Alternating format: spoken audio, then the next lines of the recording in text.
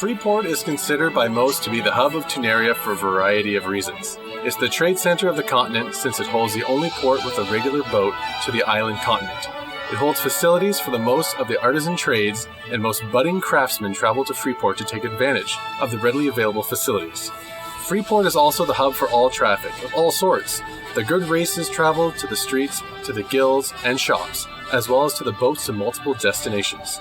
The dark races travel through the sewers to reach most of the same destinations. Guild halls for all classes except rangers, druids, shamans are present within the city. Freeport lies at the intersection of several notable areas. To the west of Freeport lies the Common Lands, a vast tract of forested plains that are ringed by desert.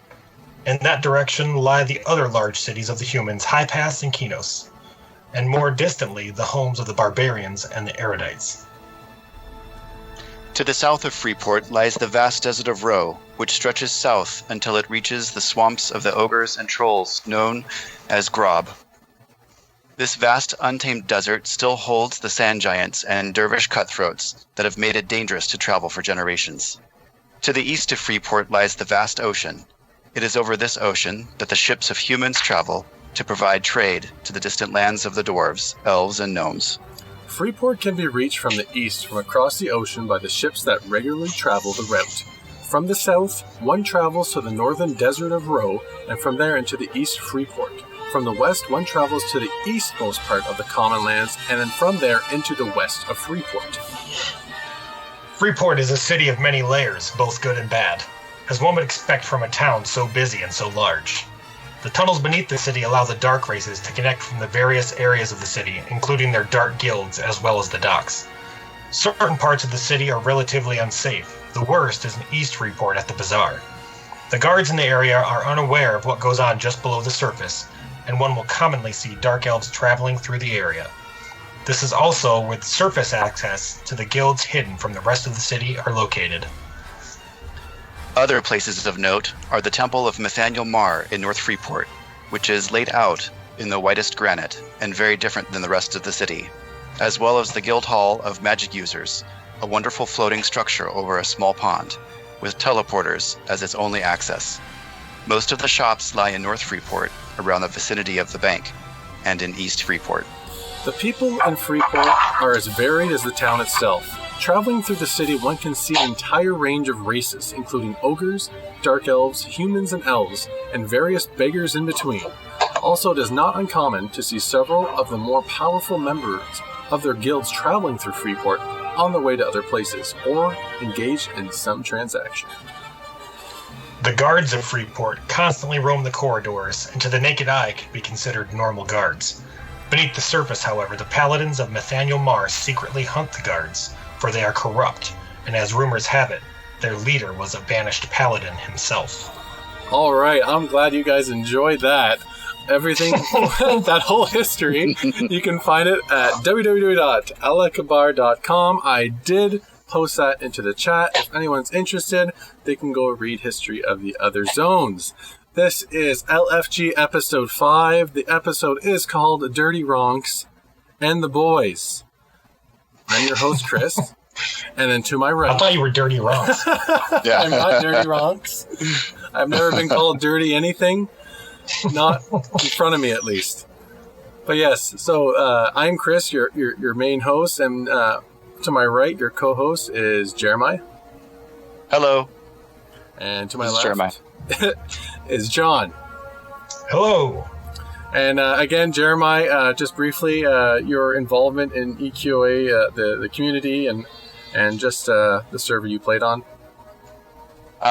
Originally Mars Fist, and I caused as much trouble in as many EQOA-related Facebook groups that I possibly can. And John? Originally from PPO, and then I moved to Castle Lightwolf along with everyone else. And yeah, I'm in pretty much all the Facebook groups and everything, but I don't think that I provide anything especially profound to those groups. Yeah, and I've played on the Hodstock server, I just contribute with this show. That's about it. I just do my best and keep an eye out on the news and people posting things and try to contribute in that way and get some hype going. So, the first segment is, hey, what have we been up to? What's been going on? John, I know, in the last 4 years, you've had possibly new family members, other things going on. What's up with you? What's going on? Well, yeah, so since our last show, I've had a daughter who is now 4. That's how long it's been. And I have another one currently in progress, currently loading in the character creation screen. Nice. And Jeremiah, what have you been up to the last 4 years? I also had a daughter after our last episode. And yeah, work and family and keep me pretty busy, and that's about it. Causing trouble here where I can. We had a dog. We had a fur baby. So we currently have 2 Shih Tzus. One is 7 or 8, and then the other one's going to be a year old shortly. Quite the handful. They like chewing on, the obvious things, sandals. Oh, a PlayStation 2 games. I found some of my PS2. So I connected my PS2 a couple weeks ago. My wife wanted to play a few games on it. She's into Sims, whatever. So I brought my PS2 down. I've got like one controller that I really love using. It's got like mint condition thumbsticks. Like, when you get that grip that you can't even move the joystick yet, and you get all that grip underneath your thumb. And even the buttons have that little, like, those little bubbles on it, those little grip bubbles, like they haven't been worn down yet. So I treated her because she's never used the new PS2 controller. I said, I want you to use this. I want you to experience what I experienced. It's a whole new world. It is. It's wonderful. And then the dog chewed where the ferret is. So that's where it eliminates the EFI. And it right towards the end of the controller, it's that big round cylinder. He cracked it open. He chewed right through it. And I was just like, she took a picture and sent it to me while I was at work. And I'm just shaking my head.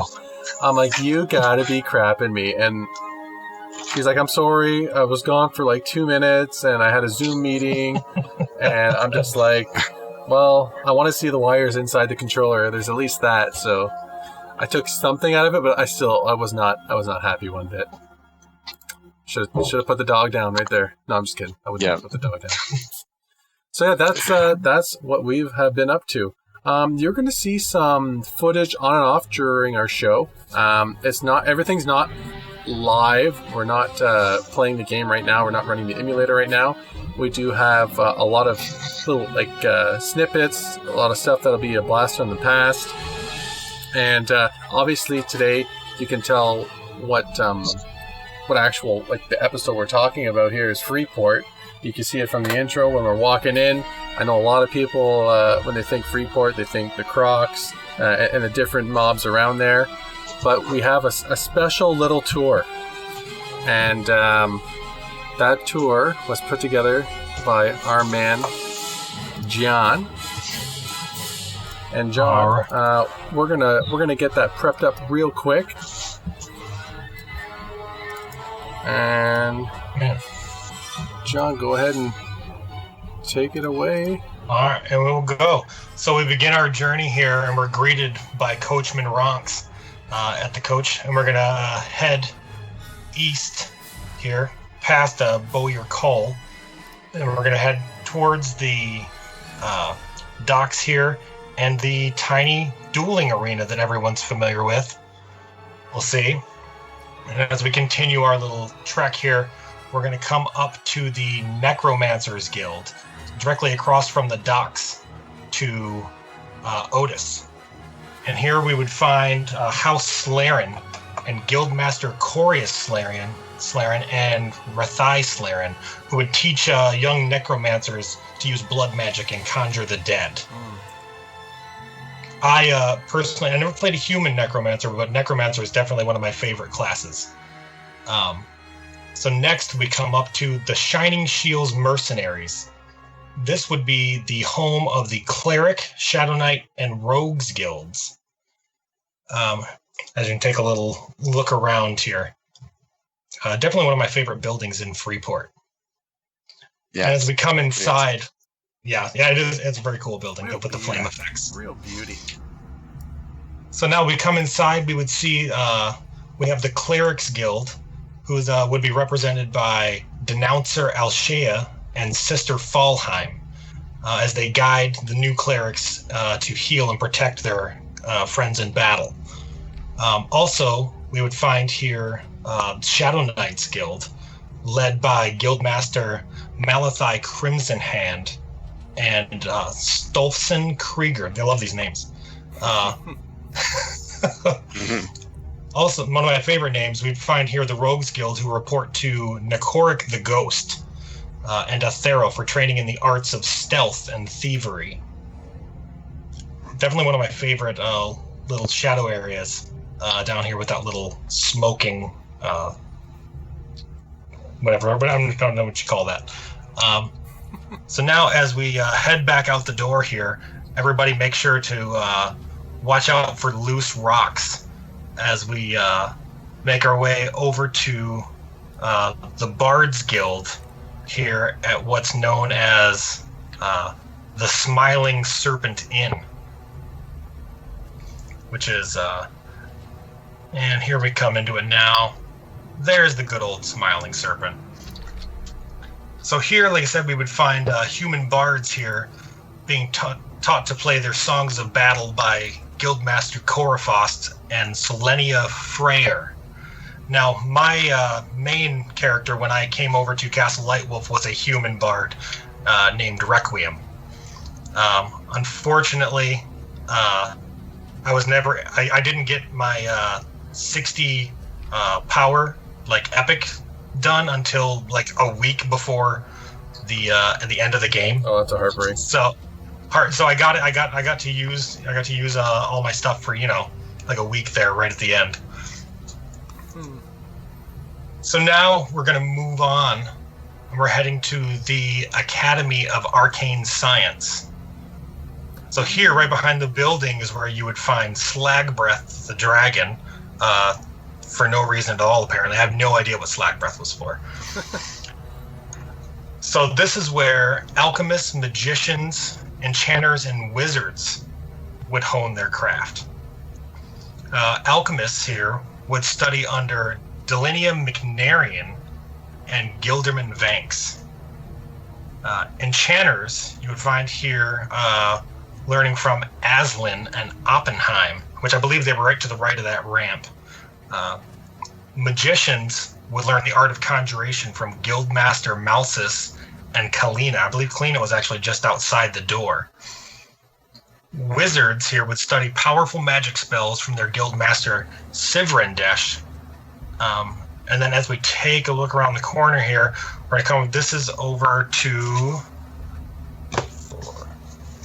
the House Northard, which I believe House Northard is the house that runs the Freeport militia, which is where we're going to be heading off to next.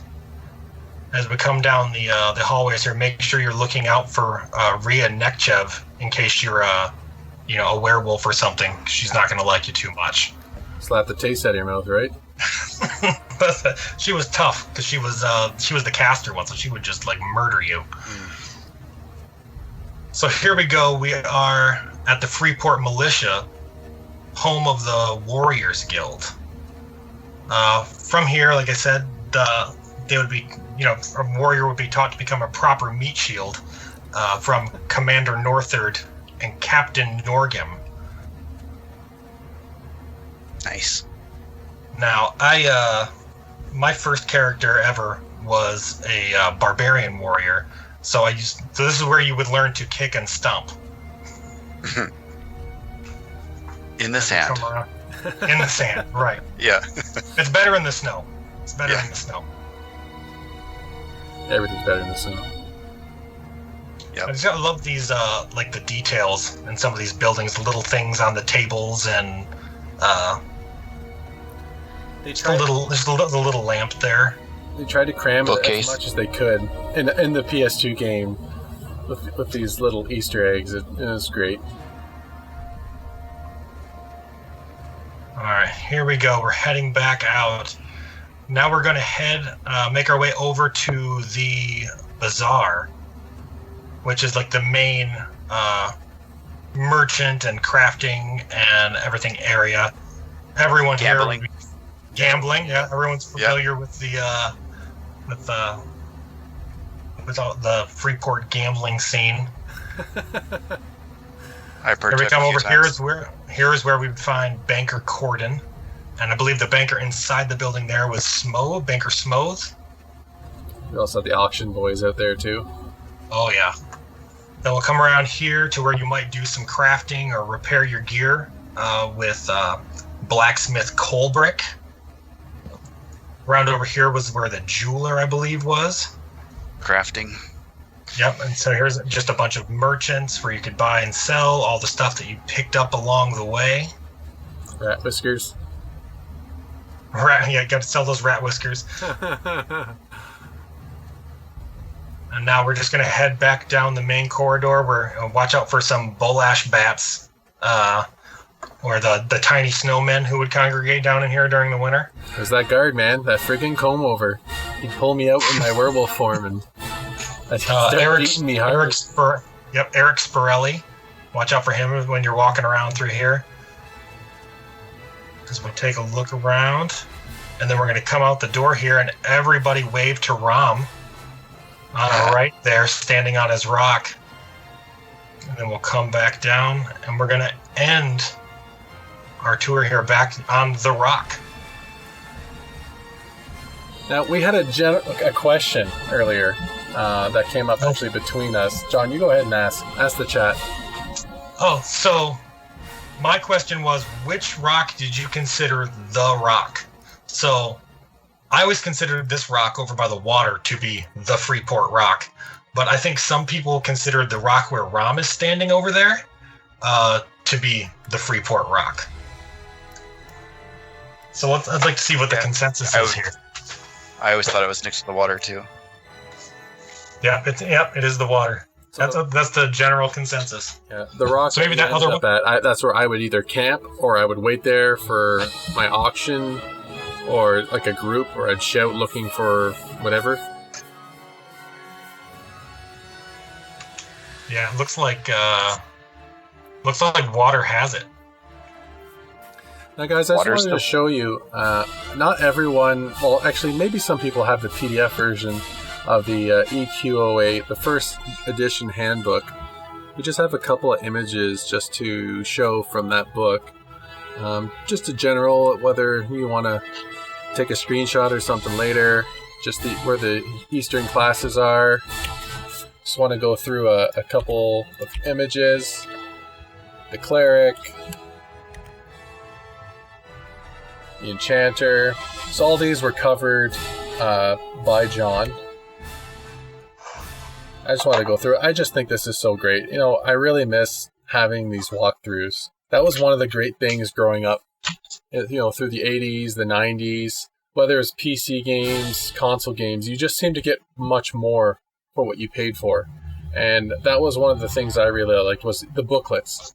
You know, not only are you getting your media, which seems to be a dying thing now. A lot of the media now that we buy is a digital code inside and then we download it.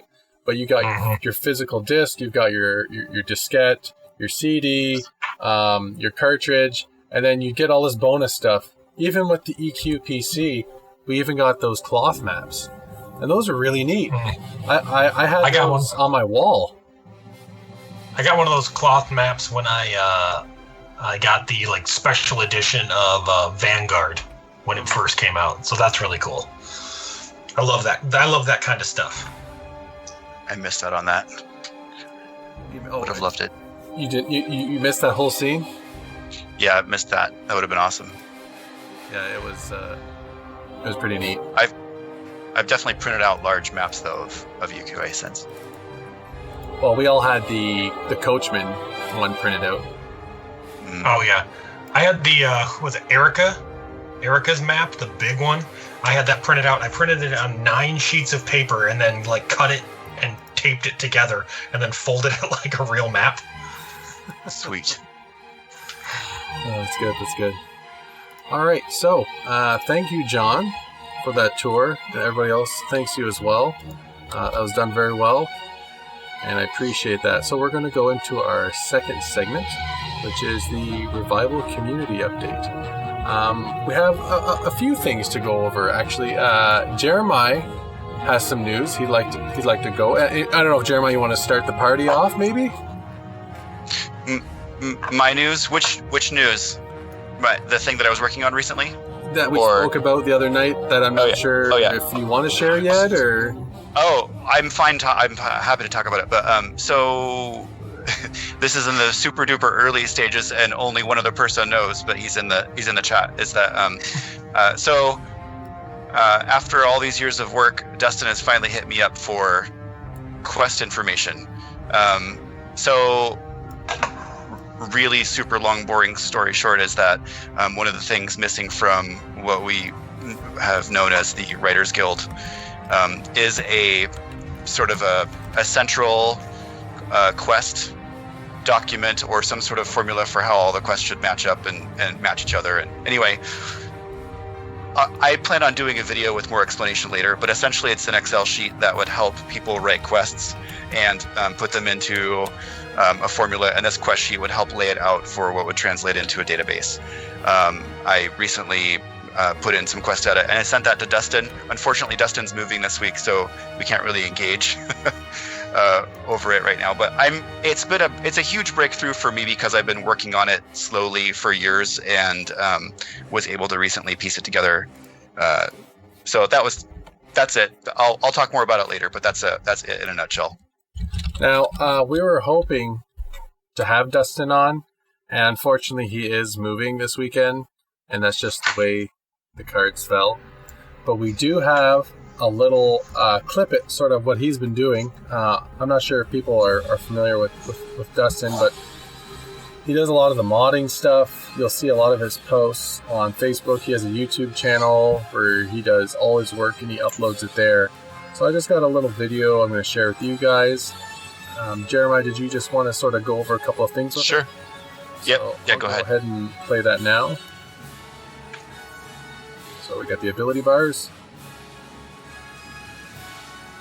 So he's worked on a million things, and this video, it just shows like maybe even just some of the things he's worked on in the last year. And these are just quick little clips of different things, but he's obviously, him along with Devin Kay have worked on basically the Hagley server, and they have unlocked through lots of discussion and exploration, unlocked lots of the op code.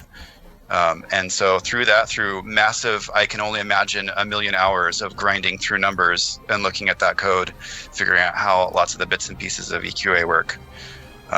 Class masteries. Just all of these tiny little things that if you're not a game designer or you're not, in the loop of how any of this programming works, it's a million. There you go. There's a group test. He's actually got 4 clients running and connecting together. Oh, and the stream went out for a second, but he's got four clients linked up in a group there. Line of sight, just tons and tons of things. There's just a million details that you'd have to put together that make this game work. And he has, a lot of his videos are really long, so and they require a lot of explanation at first. And so if you go and watch a video, you could be sitting there for 45 minutes as he explains one thing. And he is very, very, very dedicated to this project. Put in way more hours than anybody else probably that I could possibly imagine. Yeah, he's a legend. That's right. He's a legend here. So that's Dustin in a nutshell. And then he's got tons of stuff that isn't even listed here that he's been working on for years. So, pathing, all this stuff that sort of, you don't think about it, but it brings the world to life. Just NPCs walking around. Dustin is the king of long videos. Much respect, Justin. Dustin. Yep. That's right. Okay, and we also have another guest who I'd like to welcome, Mr. Tony. Tony, are you there? Yep. Great. Make sure you've got your background music for Twitch turned down so we don't hear ourselves. I do. All right, Tony, introduce yourself. Tell us what you do in the community, what server you played on, and what your main character was. Sure. Well, I dual boxed on Mars Fist from 2003 to 2006 or so. My main was Hutch, Power Path Bard Minstrel, who I did actually get to utilize that 60 epic on. Lucky you. Houdini, Defensive Path Sensei, and then JDO, a Dot Path Divine Were Hunter Druid. In my real life, I live in Washington, and I'm a business analyst. I'm lucky to be married to a gamer woman, and it's actually because of her that I got involved in the EQOA Return Home project. Oh, nice. Congrats. My only real computer skills are Excel, so I didn't really think the team could use that. But my wife told me to reach out to the group, and it turns out I'm useful. My Excel skills have actually been really useful in extracting info from websites and Prima guides instead of doing the whole brute force data entry thing. Oh, thank you. So what I've been able to do is I have recompiled about 99% of the spell tables. And Nice. by 99%, I mean I have all of the data except for the animations and the descriptions. Wow. And I even have about half of those thanks to some other members of the team, Eric notably, working on getting the animations and descriptions done soon-ish. I even have a first draft of the pets with their stats and abilities. I just need to get some more input from petters to improve that accuracy. I'm basically working off of the fact that Grand Animation had about 10,000 HP, so I'm reverse engineering a lot of things relative to that. So like Body Elder will probably have about 9k HP, something like that.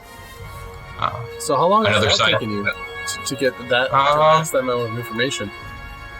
I'd say if I looked at the number of man hours, probably about 60 man hours to get done with the spells table. I've also got the CM table done, like 100% done. So does that include like all the names, everything for every single class? Yes, it's everything. Because like people who play World of Warcraft, the hardcore would go on these talent calculators. They're gonna mini-max it. And they would sit there and they would use the talent calculator and prepare their character before they actually dive into them to know what they wanted to build. So this sounds like an opportunity to make a CM talent calculator for each class. Oh, believe me, I've already done that for my own future characters. Oh man, you're gonna have people in the chat be like, first of all, where do I send the money to, and B, when do I get it? Yeah. And then another side project I got recently just started is working with Justin Janes. He's an actual computer guy. I don't consider myself a computer guy. And what we're trying to do is we're trying to relieve the manual burden that is the whole zone painting. Anyone that's been watching the project sees how long the zone painting does take. So what Justin and I are trying to do is we are digging into the graphic rendering code, and we're trying to figure out what the code means and if we can actually reverse engineer it to populate a database of essentially the 3D world of Everquest. So And this It's awesome. Sorry, go ahead. that just started. I want to say he sent me that message this morning, but we've actually been able to glean a lot just from the one object. Man, this is exciting. Yeah. So I think that would shave off a significant amount of time on the project. Well, I don't know. Thank you So so much. This gets me. Some hyped other up. stuff I've done, I reverse engineered the melee damage system and actually looked at what the damage was when the game was live for multiple classes and multiple levels, and I think I have a pretty good system that actually requires the use of strength, dexterity, weapon level, weapon damage, And then for defense, it takes into consideration the defender's AC and its agility. So it's actually a fairly complicated formula, but it seems to work. And I just got to get with Dustin to input that into the game. I also made a mob builder that will help automate generating mob stats based on their level, the mob's quote-unquote class, and then what kind of elements it's resistant to. Like if it's a fire elemental, then it'll have high fire resistance, but it'll have low CR. And then still to come are the item tables, loot tables, faction tables, and a whole bunch more. But I don't think anything is going to be as bad as the spells were. No. There's just so much going on. Things that I would never even think of. Like, just hearing you talk, I'm like, I don't even know what half that means. But, but like it has to, this is all the stuff that has to go in to bring in this game back. Yeah, we need it. Oh, yeah. Yeah, we got to do crafting. Like, that's got to be a thing. We got to get the crafting system in. Crafting has to fail sometimes, so we have to have it have a reasonable failure rate.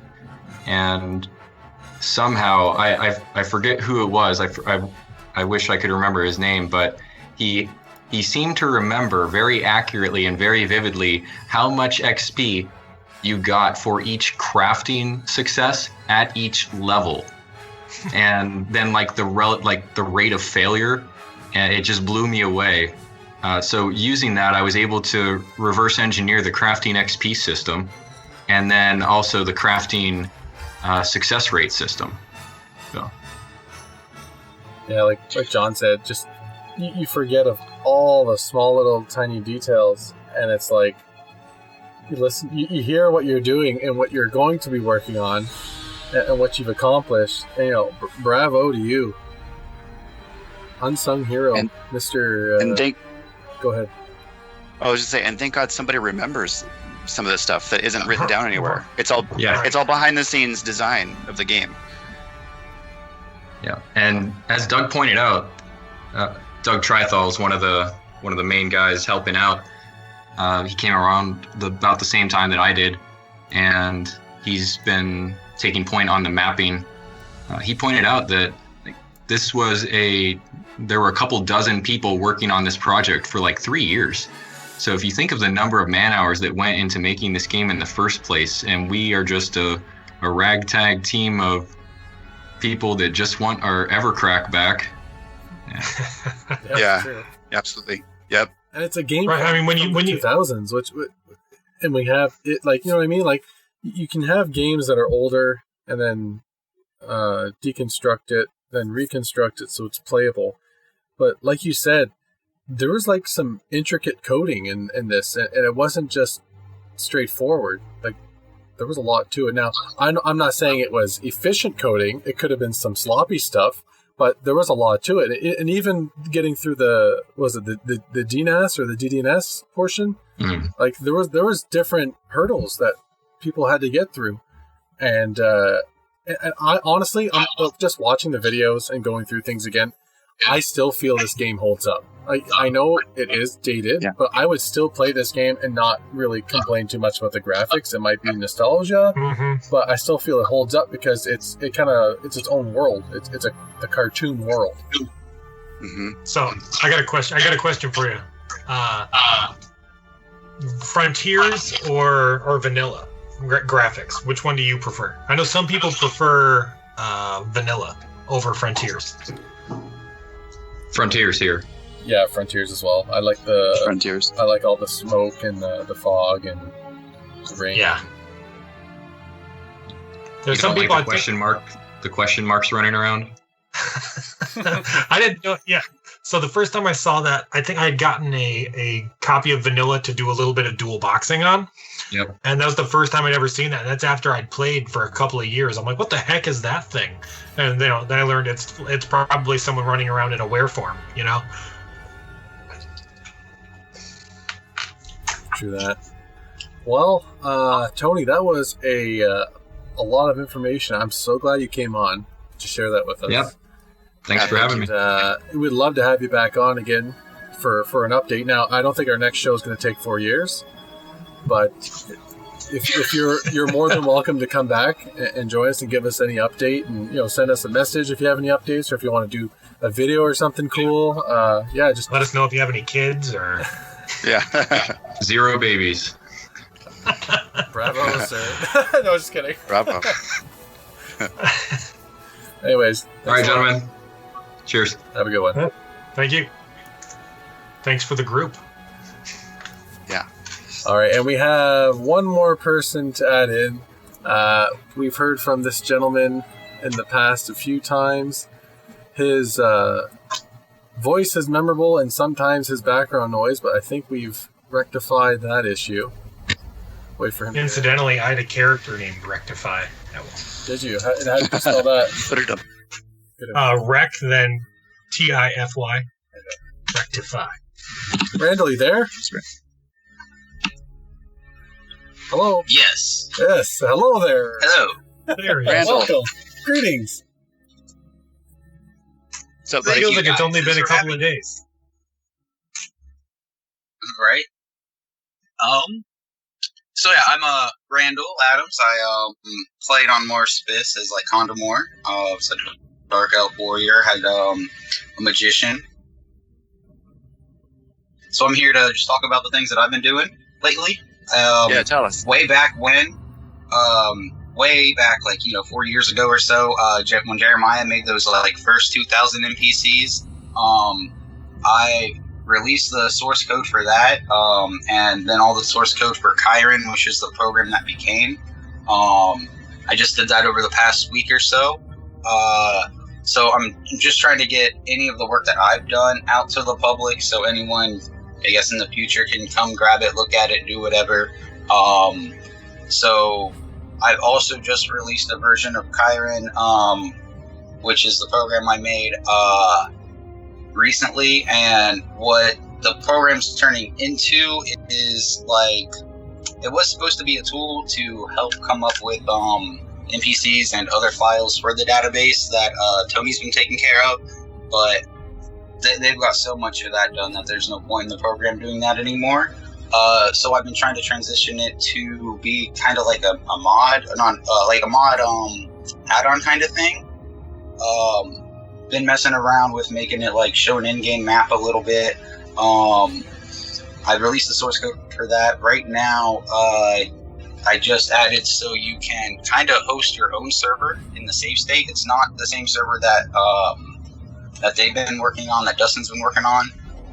The save state server will let you, you can go to a website I have set up and sign up to be a host, and then you can toggle your online status on there, and basically you'll just see somebody run around. You might have some NPCs in the world, and you guys can talk in the program.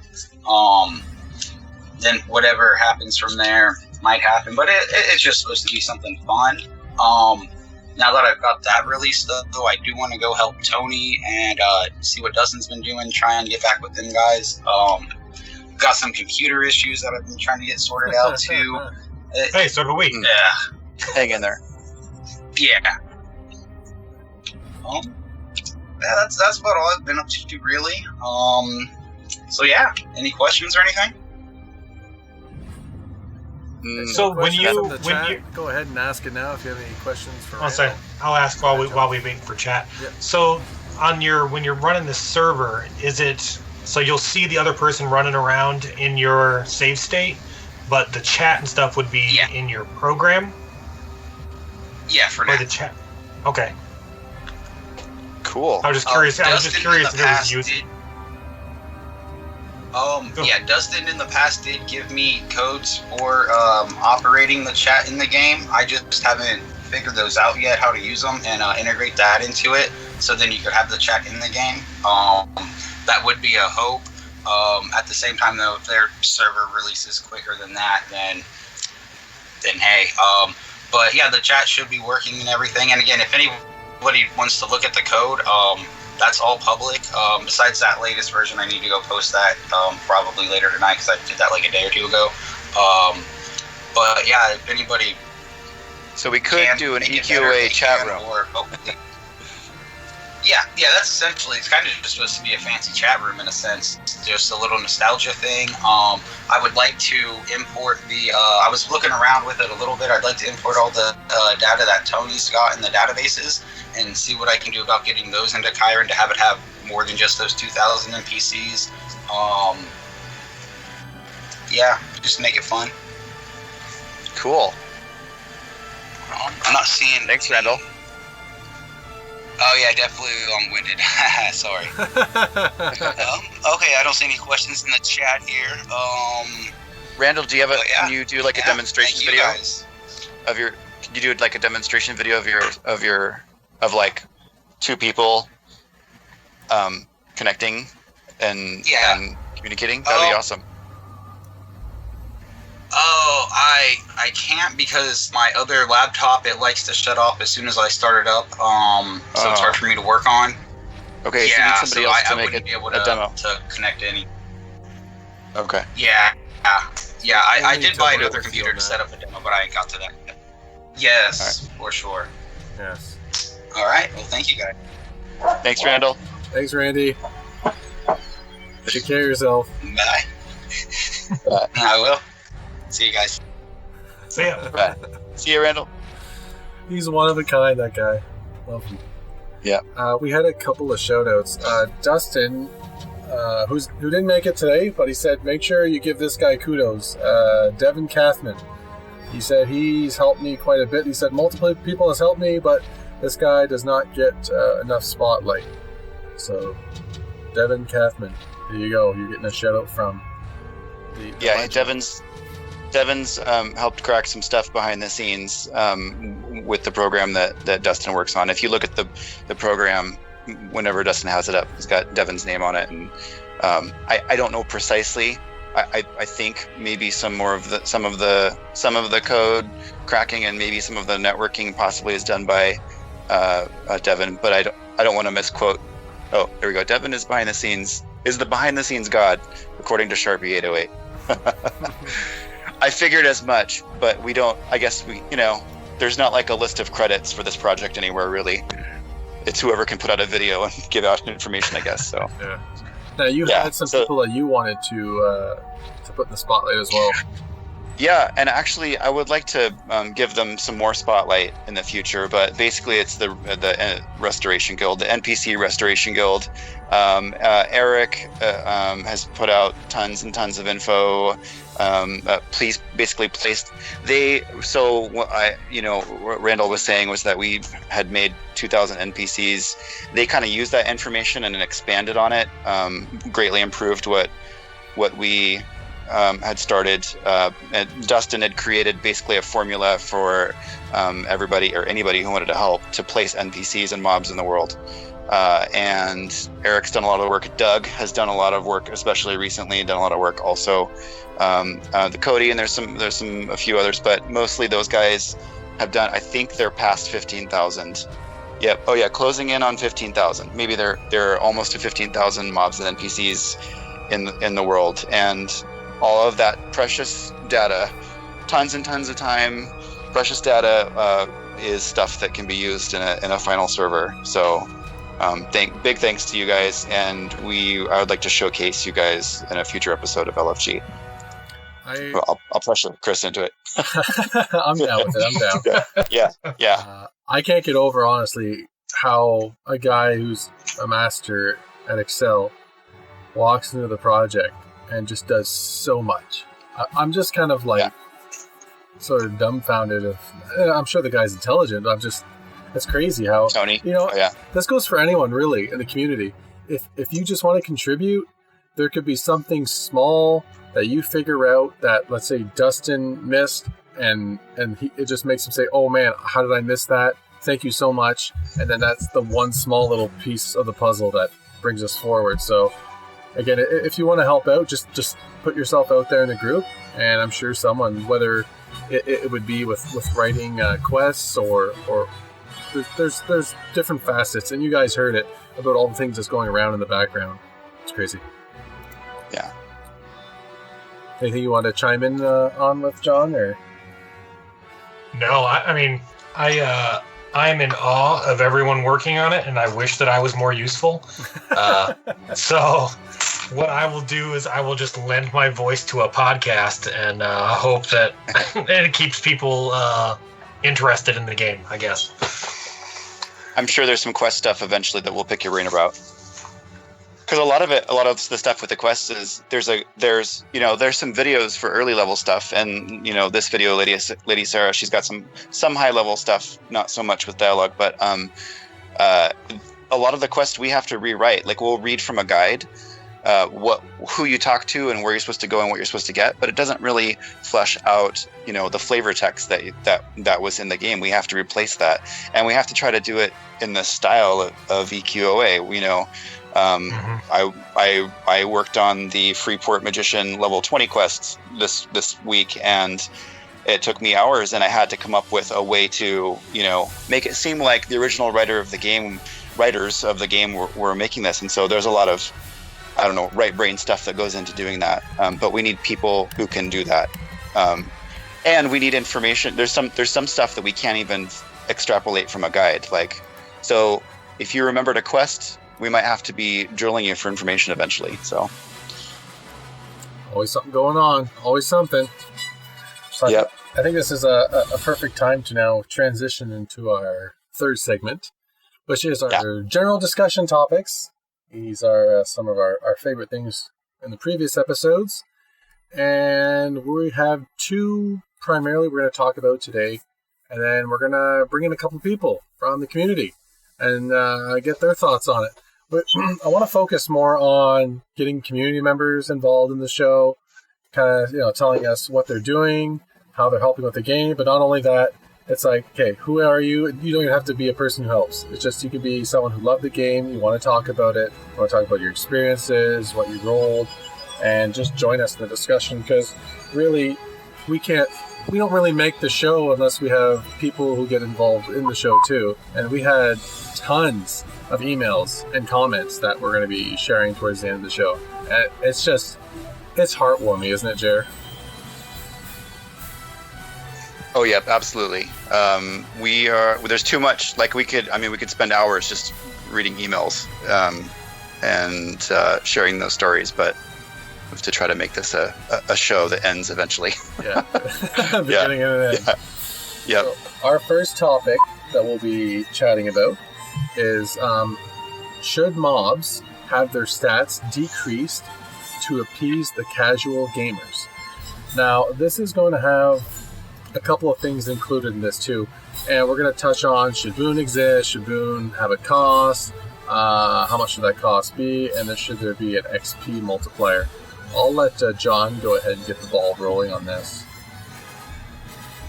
So should mobs have their stats decreased to appease casual gamers? No. I think ideally everything goes back as close as possible. I don't think anything in this game was too incredibly hard that anything needs to be nerfed down. As far as Boon, I'm fine. People aren't going to want to grind for 60 anymore. We all like the grind a little bit, but once you've done it a few times, it's a little bit tiresome. But Boon, I would say yes to Boon. But I do like the idea of a cost. Maybe there's a quest you have to do, like a hunt and gather quest or something to get a Boon pot or whatever. As far as multiplier, the original was 4 times, maybe 2 times, just to give it a little bit of a boost on getting there. Or maybe there's some way that you can increase that by doing a harder quest or what I mean. But I definitely think Boon should exist, and I definitely do not think that mobs should be nerfed in any way. So there's something I want to add in there.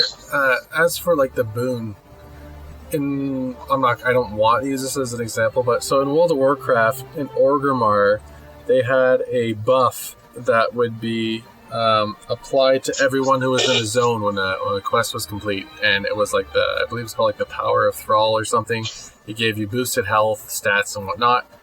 Anyways, I'm just wondering maybe if we should just have some sort of random code setup where whoever is in Freeport would have the boon applied to them, or have a quest. Also, just matters it be in the right place at the right time, kind of a thing. Yeah, either random or have it triggered, or should just we keep it that you go up to an obelisk and just press on it and say, yeah, give me boon. Like, I think it'd be kind of neat if it was triggered and then everyone in the zone would get it.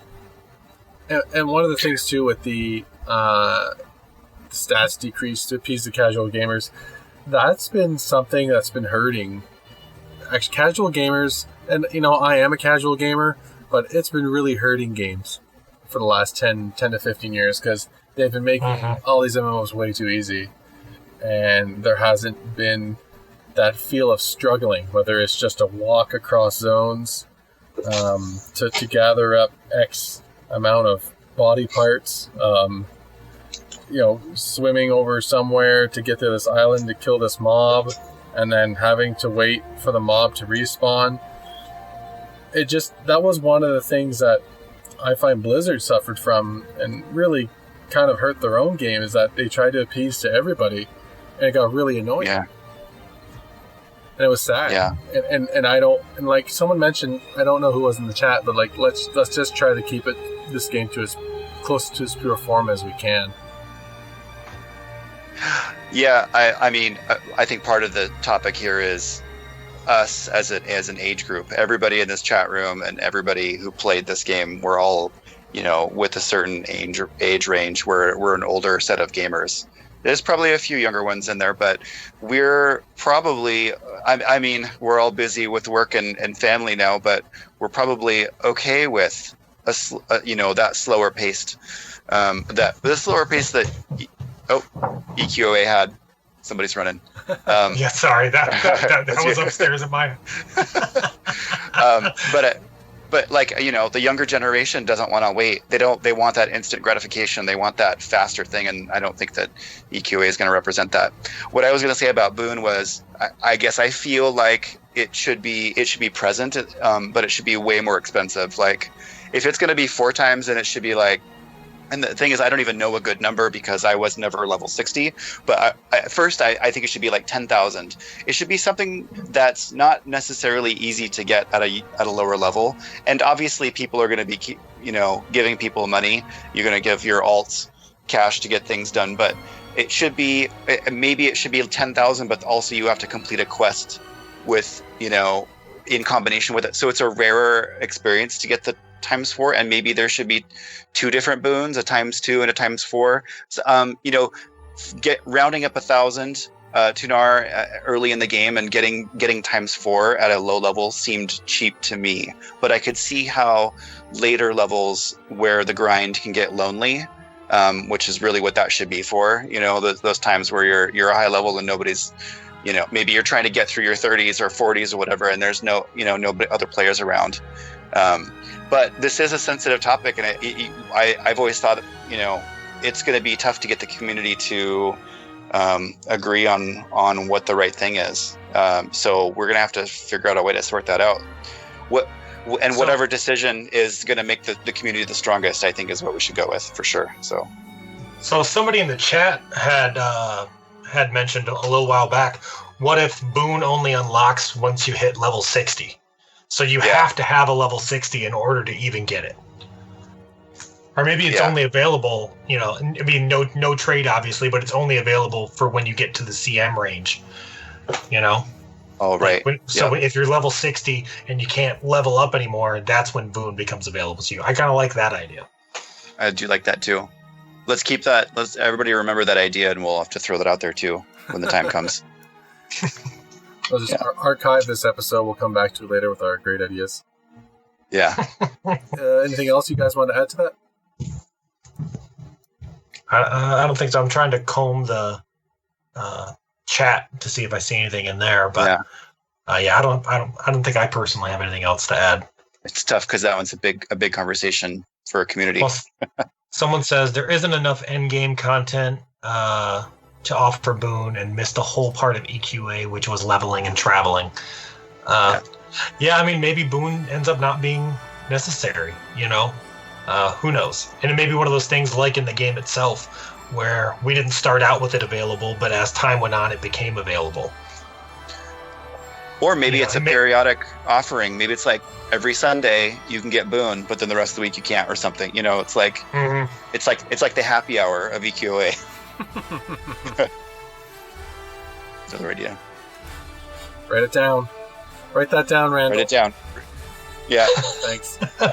Dustin, Devin, anyone, someone write that down. Write that down. Yeah. All right, we'll go to our next topic and last one. Wereforms, Werehunter. The Ever Zoo. Love it or hate it? Should there have been level 60 Wereforms? A favorite Wereform? What do you think, Jeremiah? Now, did you get to any of the Were stuff? I never. Nope, I didn't. I'm going to be out of this conversation. I think that it's all one of those mysteries that I never got to, and I hope to get to one day. So you saw it. You saw it though. Yep. So what was your thought seeing 1,000 people running around as lions and wolves? Yeah. I was like, oh my god, what am I going to choose? Or is it, how do you even get there? And obviously, it's a quest of some sort. But there's wild animals running around everywhere, and I guess I always wondered where they would take that, where the original designers would have taken that had we had, like, say, another expansion. What are the things that they have done? That's what I always thought. But it's something I envied, and maybe hopefully someday I'll get to. I got my first Wereform on level, I think it was level 32. It was when they were first released. On my warrior became a werewolf, and I thought it was just the coolest thing ever. All the way to the end, I loved the 60 Wereforms. I'm a fan. I know some people hated it because they hated seeing all the gators and whatever running around, but I personally loved it. I thought it was a cool option. What was nice was that it wasn't required in any way. It was something you could do or not do, and then especially once they had the opposite, the Werehunter option, I thought that those balanced each other well. And it was cause and effect, right? Either one you chose would actually affect you in certain zones. Right, absolutely. Like even just running through Freeport, there's 3 different Werehunters, running around in the city that'll attack you. So I thought it was a cool dynamic to the game, and especially the it helps a lot getting those extra stat boosts. I remember. So I too went for the Were or the werewolf form, and my friend and I were grinding those. We got home, so Friday. Boy, hold on. We I think we just did pizza pockets, and we had our soda ready and like bags of chips. I think we started at 5, and we didn't actually get the infection until maybe 3:30 a.m. And we were just surprised. It was that moment we just kept on killing him over and over and nothing. And it's like, whoa, what's going on? And my buddy Mac, who played, I believe his rogue was Sildacor. We both were on Hotstock. I was playing Havlat, and it was like that. Did we just do it? Did we get infected? What do we? Do we go now? Do we go finish this quest? And it was that moment. So we finished the quest, and we walked into Freeport like bosses, man. We're like, all right, we got all our stat modifiers.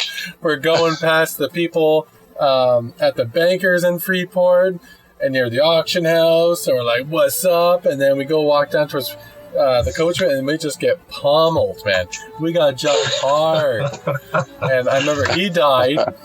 And then I didn't have enough time to give him Spirit of the Wolf, but I gave it to myself, and I just booked it out, as per usual, right? The ranger lives, and then everybody else dies. But it was so funny that moment. I was like, what happened? Is PvP suddenly enabled? Why were we killed on sight? And then, you start to figure things out. We're shouting it out. I was like, buddy was just jumped, and there's an NPC, and why is this NPC attacking us? So again, like I mentioned earlier, it was cause and effect, right? If you choose to be that form, you're going to put a bit of an X on your back, and you're going to get hunted.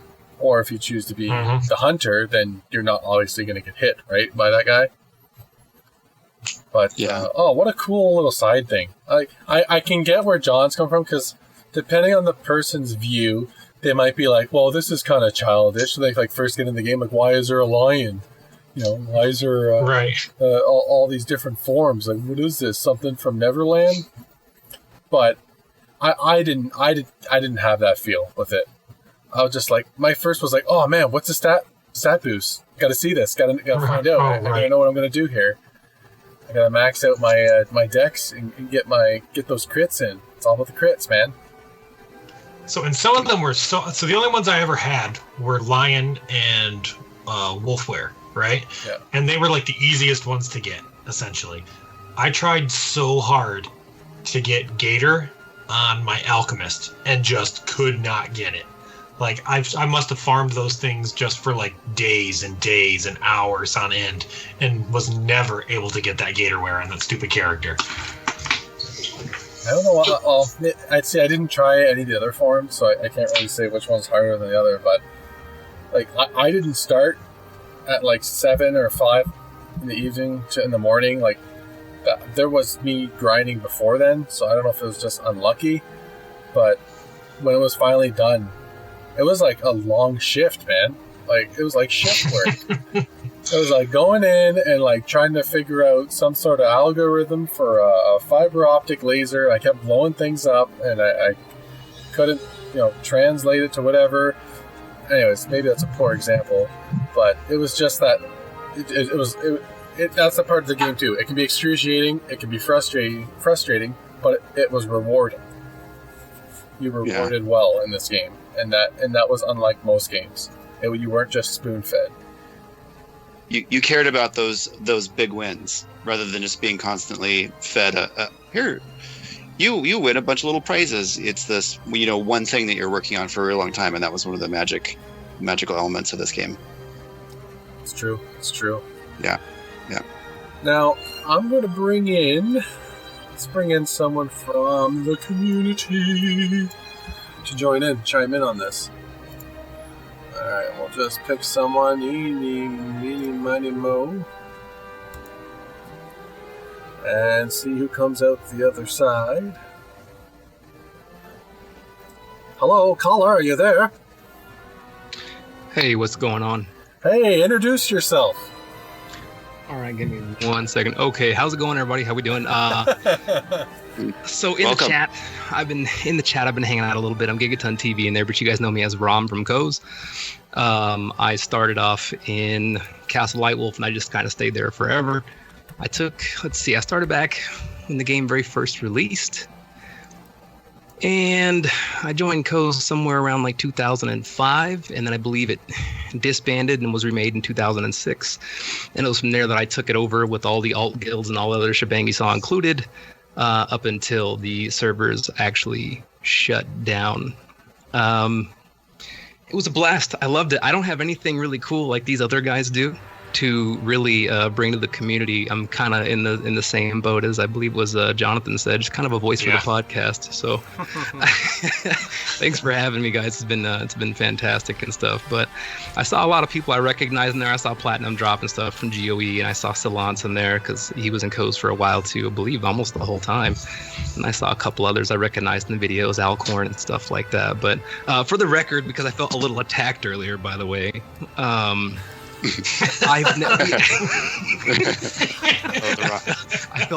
felt mildly beat up.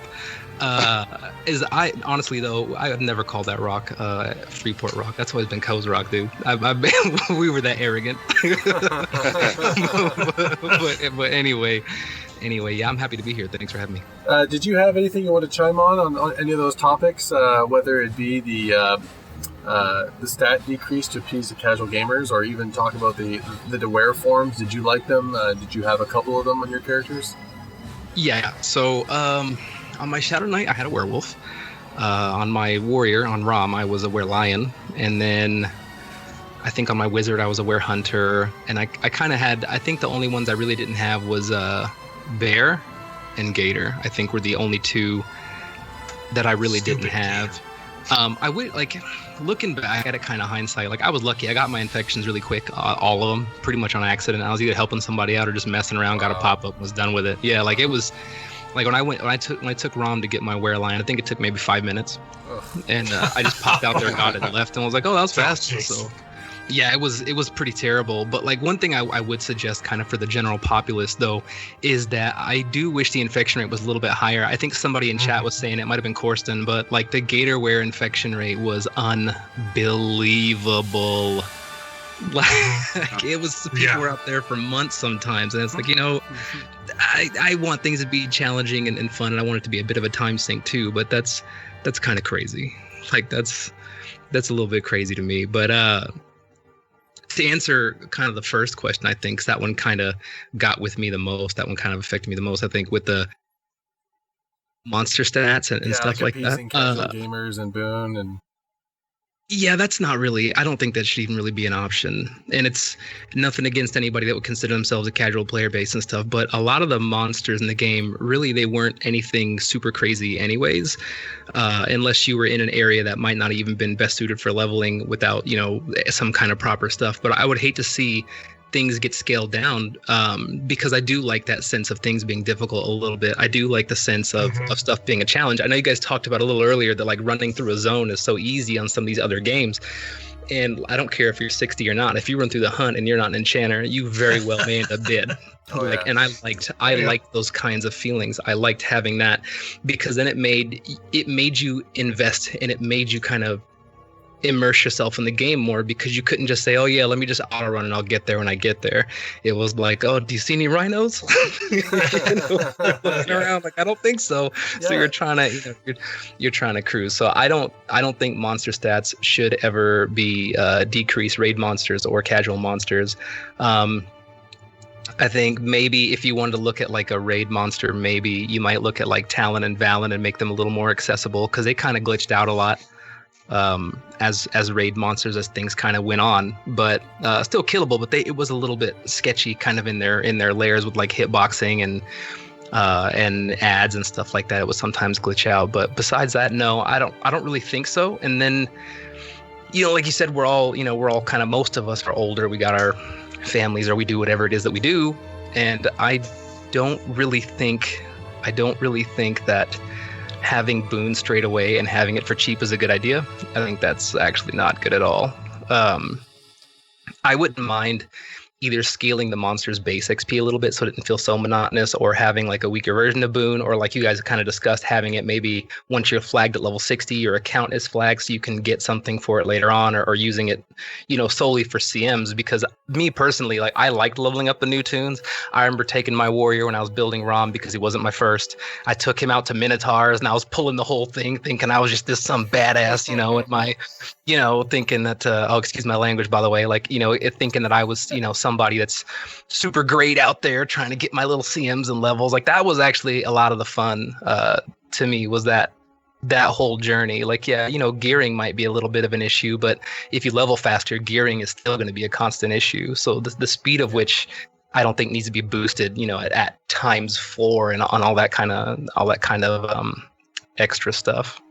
Now you're going to miss out on a lot. And we had a comment in our chat, which actually I'd like an answer on too, was, so you had your wizard with the were hunter. Like, how did that makeup work? Like, how was it playing that with that class? I'm just kind of curious, because I wanted to make one and get infected, or sorry, not get infected, but go with that form. But yeah, I just never got to it. The game kind of turned off. If I remember right, gosh, it's been a while, so you might have to help me out. The wizard, the Werehunter ability for the wizard, it's not a strike, I don't think. I think it's actually like a nuke. Okay. Yeah, I think it's a nuke. It actually was pretty good, because what you could do, I think it was for this guy. Gosh, I feel so bad now, but I believe you could keep, if you wanted to, you could keep your ZP spell separate and use the Werehunter nuke for physical to kind of in its place. That way, for most other monsters, you have more elements, because almost every raid monster is weak to something other than physical, except for like Ralazek and Khazak-Thul, and I think maybe one more. So I kind of liked having it that way. My wizard had all 3 ZPs separated, and then I just ran the Werehunter nuke for stuff like Khazak-Thul, and it worked out pretty good. I was happy with it. It turned out that way that there was nothing in the game that pretty much any monster he could fight every monster and not be resisted because I had him set up that way. So it was actually, I felt, the best way to play a wizard and stuff like that. And it's also not bad for, I know a lot of people go like Rat Path and stuff for Rat Path, Ratware for Enchanter, but I thought Werehunter for Enchanter is really good too, because if you're not debuffing AR, you're hitting with physical, and no two monsters in the game, I believe, were immune to both with a debuff. So it worked out pretty good that way too. Yeah, you must have been a bulldozer, man. Yeah, Kind of. I mean, not to brag. Yeah, it's kind of a big it's deal. more or less a death touch for the Wereforms, right? Like, yeah. And then you've got your actual nukes and stuff, which is just cleanup at that point. Yeah, like you could, like my wizard, I think I was capping out. I was a dark elf Werehunter sorcerer, and I think I was hitting for like 7.2 if the monster wasn't debuffed for the resistance, about 7.2 for the ZP nukes, and then you do about 2.5 for the Werehunter one. So you definitely had a bit of viability for it all. I say kind of because I don't think I was CM super great on my wizard, but also like I would usually dual box my wizard and my warrior together, and so when trying to main tank, sometimes my casting rotation might have been a little bit jacked up. I wouldn't be able to keep up with it as easily depending on what the monster was. If it was Bertoxulus, Neuroxus or something, or something along those lines, it was fine. But if it was like Ralizek, then forget it. Like it was just, I did what I could. That's great. I really appreciate you coming on here and adding in a few things. And it's awesome talking to you again. We actually had Rom in a previous episode. I don't know if anybody heard. And do I remember which episode it was? No. It's got to be 1 to 4 though. 4. Right? I think it was 4. It was 4. Yeah. Okay.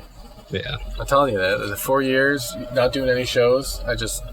Alzheimer's. We're older community. It's just we need to accept each other, embrace each other, get each other's pills. What's today again? I got to take 5 pills for Thursday. It's only 2 on Friday. It's not too bad. Fridays are good days. Yeah, I'm sorry. No, go ahead.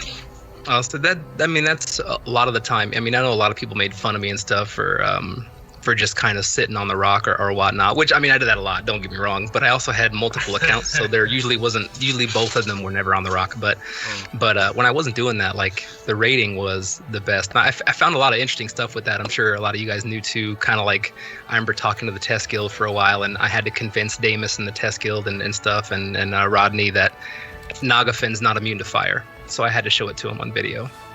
Because they were like, he's a fire dragon, you can't kill him with fire. So I took the guild and we killed him with fire only. And just take a bunch of pyromancers in there. We took pyros and wizards. And I was like, only use fire spells, please. And we just burnt him down. And they were like, are you serious? And I was like, oh yeah, it's your game. I want to check that stuff out sometime.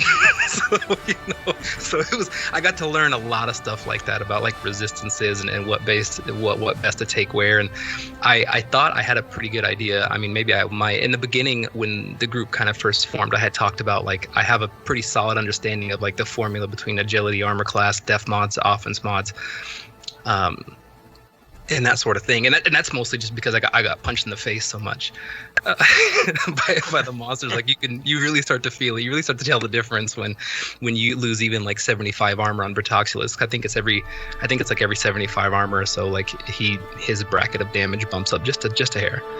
But yeah, so it was really fun doing that, and that's what I lived for on that game, really. Like I hit Rom to 1500 CMs, and then even before then, like I took him and I was raiding with him. I did that out of necessity. I don't really like Warrior 2 too much. I didn't want to make a defender. I liked Juggernaut and Hero, but Coze didn't have a tank, so I kind of just picked up the mantle and ran with it, and then I ended up falling in love with it anyway. There you go. Stepped up.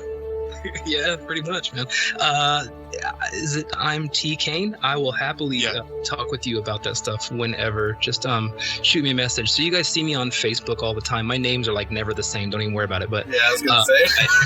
My name on there is super long too. So just good luck with it. But I'm sure I'm in a comment somewhere. Theocles on there is you'll see me and pull me up. Just send me a message and I'll happily chat with you about that. However you want to talk about it.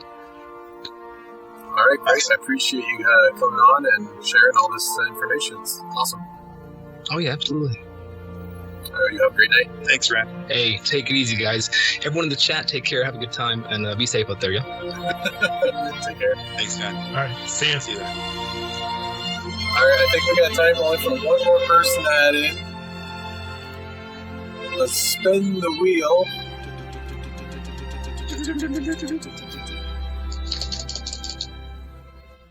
And we're waiting for the Dixie Cup to connect to the other end. Hello, who's there? Chris Allen. What is the password? Ooh. Trying to get into those accounts. Password is wrong.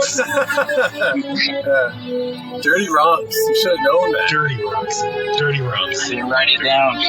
That's what you say, okay, Dirty Romps, I'm one of the boys. I'm like, welcome. Chris, how you doing today? What's the good word? Hey guys, it's going good. Good episode 1. Thank you.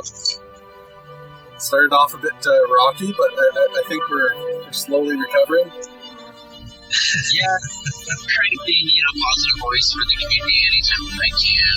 And I haven't really applied any sort of skills, but I live this game. Day one player. Played in beta a little bit. This was my life, I've played so many different characters. A lot of you guys may know my main, Platinum Drop, Castle Lightwolf, Human, Defender, main tank. I had a guild for quite some time, Gods of Emptiness. But yeah, I played pretty much every single class, every master class out there. Tried box for a bit, but then noticed that I'd let my enchanter die for forgetting about it, so that's on me. But just being there for the community, I miss this world. I miss the teamwork, the leadership, everything of it. Did you have anything you want to chime in with one of our 2 topics? So first one, Boone. I never really used it when it was in the game. I was already 60, pretty high CMs and whatnot. It was nice, nice for ults and whatnot. A lot of my friends used it. Could I see it in the game again? Yeah, but I'm aligned with the rest of the people in the chat, maybe one-time thing, once-a-year thing, here and there type of deal with that. Because, the things that I miss going out and taking the time to do things. There were a lot of different guilds and whatnot. I'm at 1,300 CMs, I'm at 1,200. It was a race to get there. It was a rough race. Oh, yeah. And as far as, any sort of mob modifier or anything like that, scaling, I've tried a lot of different MMOs since EverQuest. WoW, it piqued my interest for a little bit, but then I noticed that I was able to solo my way from level 1 all the way to endgame. And then once you did do the raid finder or whatnot, it was just too easy. You kill it, the story was done. There wasn't any sort of waiting 7 days for Vox to spawn or anything like that, or the challenge behind any of it. And I got bored, so as far as changing stuff like that, I keep things the same. That makes sense. And what about the Wereforms? Any particular you liked, or? Yeah, so I thought a lot about this. If I was to start this game again, I may play it totally different playstyle. When I was younger, I played to be the best, main tank, best gear, let's get this, max out stats, max out CMs. I may even play just to do things how I want to do it, what's fun. And, I lean towards Gator because I wanted that AC buff, even though I was out there for months on end, I did get it, but it was brutal. I remember, I got my rat, I got my lion and whatnot, and here I am, nothing. So, but no, I love Gator. Gator was the only way for me at that time. And so that sounds like me. Now I go. My whole thing in games now is like the dad bod. It's the dad build. So it's just like whatever gets me by.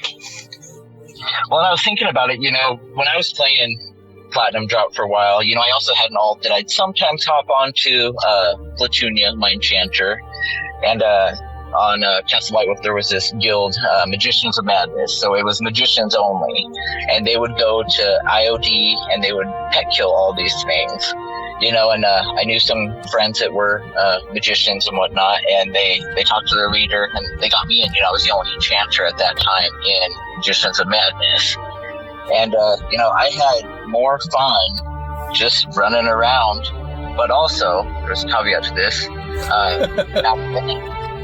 as the enchanter, your pet couldn't attack. You had to be the one to get hit. So, little did I know, I was the puller. I was the one pulling the mobs on IOD, so my pet would attack. I'd play a different game. I love the lore, I love the style, the graphics. That's okay. Just seeing everything the way it is exactly what I want. No, it's you want to try and keep things to its truest form. But we also heard, even what Rom said, if we have an end game boss and there's some glitches and stuff to it, it would be nice if we could figure things out, hit boxes, stuff like that, just to have a more smooth experience. Because you shouldn't have to figure out coding error in order to be more successful at taking out a boss. It should be done right in the first place. I didn't get to figure out a way to fix rocking. Yeah. But I suspect that once the game is sort of quote unquote done into its March of 2012 state, we're going to be experimenting with what else can we add in whatever way we can add new quests or potentially tougher bosses and that kind of thing, which will include obviously fixing all of the bosses that might be not working correctly now. Yeah, I bet it's going to go beyond that for sure. It'll be oh man, we got some exciting times coming ahead. It might still be a little bit, but after hearing Tony and all the news in the last month or so and what Dustin's doing, it's definitely a pick me up. Yeah. Picks us up to do this show, so something's got to be happening, right? Something's rumbled in the water. Well, hey Chris, I'm glad you got to come on and give us your 2 cents. Also, Chris has been in an episode in the past. Which episode? I don't know. Was it 4? I don't remember this one either. Was it also 4? Yeah, 4? Yeah, I think it was. Because 4 had the game show. And Yeah. Man, that was cool. That was probably one of my favorites. I enjoyed it. That was a lot of work for Jeremiah. We're gonna slowly start bringing things and some new stuff, and it's I'm also getting used to using OBS Studio, and we'll get there. We'll get there. So thanks for coming on, Chris, and I'm hoping to have you on either as a co-host or a guest again, if you don't mind. Did we lose him? I don't know. Did he drop out? Chris, you still there? You gone? Yeah, sorry, I don't know what happened, but just you guys are highly appreciated. We appreciate the news, the updates, the community aspect of everything. Keep doing what you're doing. We're here if there's anything. And like I said before, even if you don't feel that you have skills, we all remember something. And if you have passion about, the game, the heart of the game, and what it meant to you, just apply that to what you can. I appreciate that, all that. You have a good night, and hopefully that storm doesn't get too rough for you. Thanks. You guys take care. All right, ciao. You too. Just wanted to mention here, Guitar Hero 89 says make sure you guys are checking out the Project Return Home on YouTube, and they've got a lot of the videos about all the NPCs that they've been working on. But subscribe to that channel and you will get more information, and we'll probably also be doing some highlights on them in the future. Thanks, guys. So I've got something I've kind of done in the last couple of episodes. This one's not, well, I don't know, it's different. I usually give you guys a question, any of the co-hosts, and I think one of them was adopting a kid. That might have been the first episode. I don't know if you guys remember that. Yeah. And there was something about like it was like adopting a kid and you'd want like a barbarian kid because he was strong, you lift cars. Anyways, I got another question for you guys.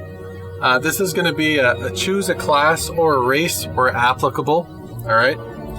So, John, let's start with you. If I had to be a race in real life from EQOA, I would be a barbarian. Okay, and Jeremiah? I think we've established that, right? Yes. In real life, like real life consequences. So like if I choose like an ogre or something like that, then I'm gonna walk around and freak everybody out. Correct. Oh, then let's do that. Let's just do ogre just to freak everybody out. just to no pun intended, troll. Yeah, troll everybody. Yeah, one of those. Either of those.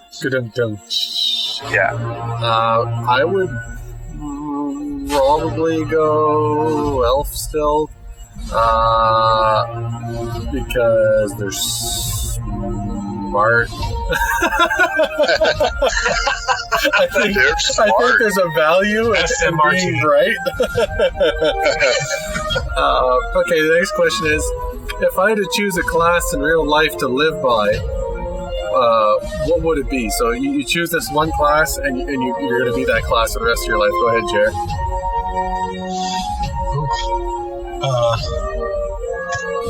Who's going first? Am I going first? Sure, if you already have the answer ready, you can go ahead and chime in. Bard. So you'd be a barbarian. My favorite race, my favorite class. I already like to play guitar, so that's Bard is for me. Let's do it. That's good, a barbarian bard. BB. You'd be the big. And I could use if I could be a barbarian bard, I could use Quintashi's trident too. We were looking, maybe you have to do like a BB, and then I don't know whatever C would stand for, but you'd have to come up with that yourself to get creative. Jared, what about you? I choose cleric. It's my favorite, RPG style class. Yeah, such a fun class to play. Yeah, I like standing back and managing things from the back. Also smiting the undead. Yeah, exactly. Yeah. I like how you took that conversation and went that way. Thank you. I like keeping people alive. It's fun for me. I don't know why some games say that the healer role is boring. Like Guild Wars 2, when they sort of deleted the healer role, I was like, what? You're missing something. But I really enjoy healing. I'd probably continue with the ranger route. The hunt, using a bow, having two weapons on either side of your waist, being able to heal. But I wish you could have a pet, be it kind of like the beast lord hunter. But anyways, I would go with hunter. I'm not going to go too much into it. Well, that's what's nice with bards too, because bards had like an enchanting ability. Yeah. So I could totally go and charge myself a charging rhino. Run around the hunt and feel safe. Nice. Here's a goofy one. I think the following race would throw the best parties. Which race? Serve the best what? Parties. Parties? Dwarves, right? Or maybe halflings, right? Because they're both all about drinking and stuff. So they have some pretty good plates. Food and drink. The short races, definitely. Sure, people know how to party. They know how to get down. No pun intended. Yeah. For sure. All right, so we all pretty much agreed on that one. I think the following class would be the most annoying to hang out with. Which class do you think would be the most annoying to hang out with? So you're sitting in a tavern, and so-and-so walks up to you. Alchemist, like, hey, you want to try this? You want to drink this? You want to sip of this? I want to see what this does. Yeah. It's definitely a caster race. or caster class. I was thinking alchemist, but I'm going to go with wizard. Because I feel like they're know-it-alls. And they would just be like correcting you all the time. I like that too. I'd say Shadow Knight. They just seem like they'd be depressing, and they just want to kill and like they'd be jerks. just like suck life from everything. Can I just be listening to The Cure all day? Yeah, they'd have the black eyeliner and the tight skinny jeans with the wristbands. Fascination Street. They'd have that hair that kind of like goes over on an angle and it touches their cheekbone. Like, fine, whatever. I guess I'm just gonna have to kill you and flick their head to the right or left. Yeah. Anyways, I went way too deep into that one. This is going to be an easy one. So, which race has the best dad bod? Ogre. It's got to be ogre. It's got to be ogre. Ogre, and then maybe because they have the belly. Yeah, they're just like a tall dwarf or a tall gnome. They're like a tall gnome. They have like the same body shape. It's always uncomfortable to see people with bad dad bods, like kind of like in a beach setting, like pick their belly button. I don't know if you've ever seen that or seen someone kind of like just like right in there with like their index or their second finger. So two knuckles deep. If you see an ogre, it would just be like exceptionally weird. So I'm gonna vote ogre as well on that one. Yeah. So that's what Jeremiah wants. Jeremiah wants that dad bod. Yeah. Yep. So he can freak people out at the beach. I already got it. Just wash your hands, man. Just keep your hands clean, all right? None of those want to smell my fingers. Okay, so which class would make the best sandwiches? So, which class would make the best sandwiches, and what type of sandwich would that be? This is the last question. I'm thinking dwarves. Dwarves seem like they would make a mean elk or some sort of deer sandwich with some special spread, and they just seem like they know how to do it right. They know how to cook it right and make it nice and greasy. Chris, I think the video ended. There we go. A black screen. Sorry, I got way too into the discussion. We got a black screen. Yeah. Well, we got to restart belly the button. system. I focus on nothing else. There we go. Yeah, dwarves, I think. See, I would say halfling. They're all about food, so they got to come up with something. They'd probably have just like 6 different kinds of meat on it. It'd be great. It'd be again the shorter races, right? They can party right, they can eat right, they can drink right. Mm-hmm. So we're gonna go to our 4th segment now. Thanks for playing along, guys. I appreciate you humoring me. Those are funny. So we've got a lot of comments that I'm just going to rip through some of these, and then maybe the other guys can sort of take over.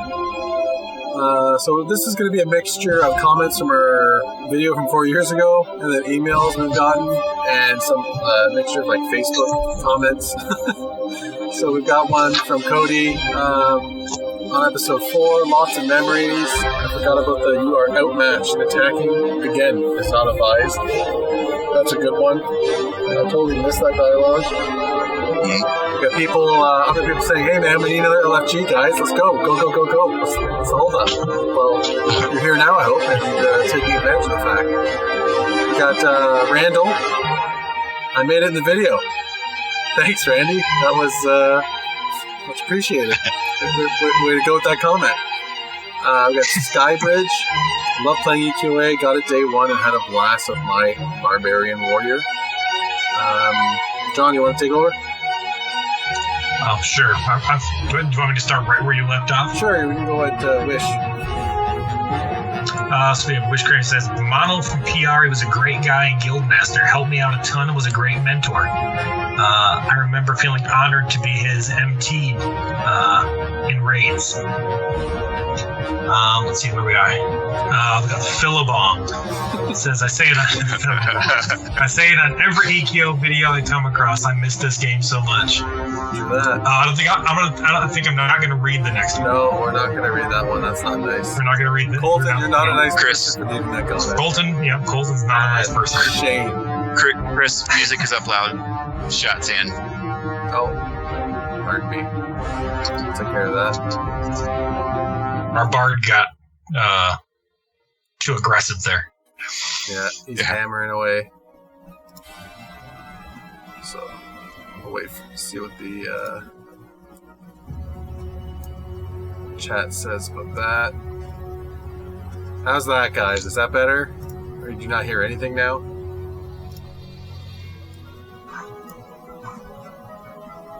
I'm not listening to it, so I can't tell you. I see better. Dustin says better. Yeah. We hear it. That's good. All right. It's not overpowering us, correct? It's probably okay. All right, we'll go ahead. So if you want to continue there, John, that was so let's see. One. We'll skip that one, and then we'll go down to the next one. It says, it looks like it's from Dual Scimitars. It must have been their tier dancer, Castle Lightwolf, Minstrel Bravo. And they say, as soon as I heard Raz talk, I thought of his rock. I'm assuming they mean Ram.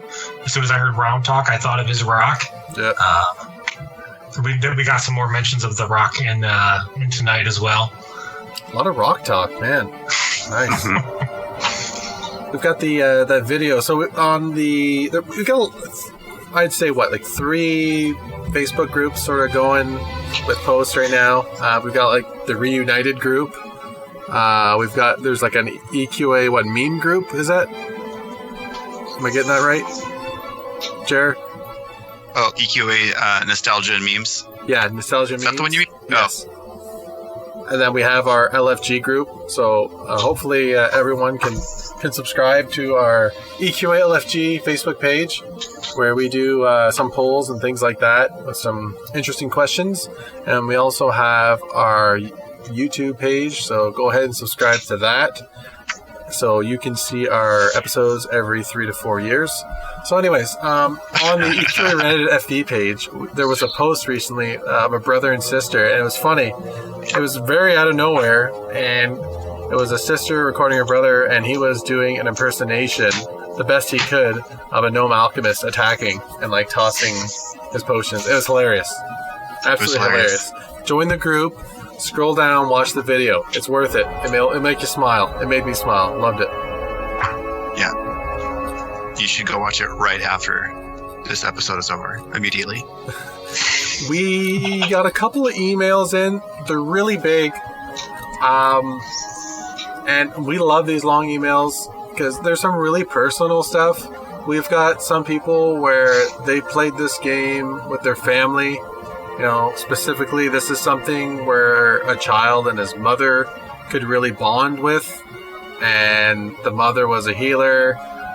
And he was always sort of the filler in the group. And he did his best to help the group out as much as he can. And it's just, you read through this and you see that for some people, this is much more than a game to them. This was a social interaction with their parents, and a lot of people didn't actually get to have that relationship either with their parents, because depending on how old your parents were, the age group and whatnot, they might not have been into video games. But I really think this is something special when you can see a kid and their parent game together and have the same gaming session as they would with their best friend. You know what I mean? Like it's going to be the same intense, like, come on, Ma, send me the heal, Ma, I'm almost dead, Ma. Like, you can do this, Ma, you're doing a good job, Ma, keep it up. And it's like, when are we going to eat supper? Don't worry about it. We've got priorities. We got to get that infection tonight. I'm letting you skip school tomorrow. You're skipping school. We're going to get that gatorware infection. Yeah. So we got an email from, I think the name was Sirev, and I really appreciate that email. I'm not cutting it down. It's just that we have gone a little over in time, but thank you for your email. If you've got any more like that, you want any other stories, send it our way. We love that kind of stuff. We're going to look at some Facebook comments. So we put a post out probably, well, we announced, that we're doing this episode a month ago? About that. And we said, leave any comments if you'd like us, just some short comments about what you liked about the game or something funny about the game.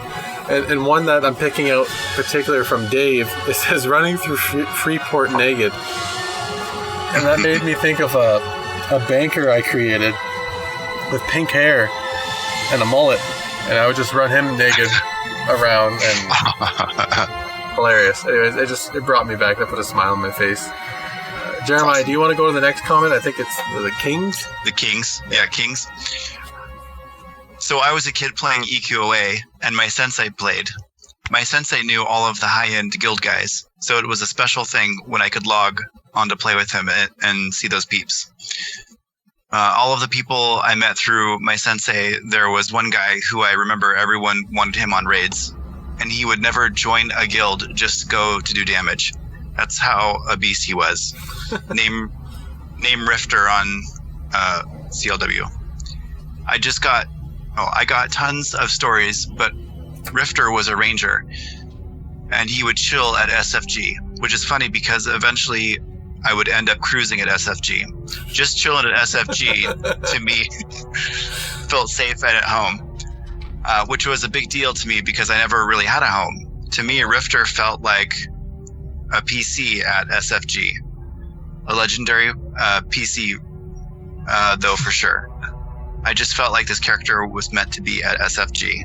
I miss SFG. Yeah. That's good. It's a lot of SFGs. Yeah, it's a lot of SFG. Richard, my first tune was a ranger. A ranger? A ranger. A ranger. Hola. Yeah. I think it's the same thing. Sorry. Was reading Dragonlance and tried so many variables of Tannis. I finally got Tannies. My battle cry was something along the lines of "Tannies in your panties." Oh my god! What did I just read? I want it all. Not really a story, but a fond memory, as it was a good friend that came up with it. Nice.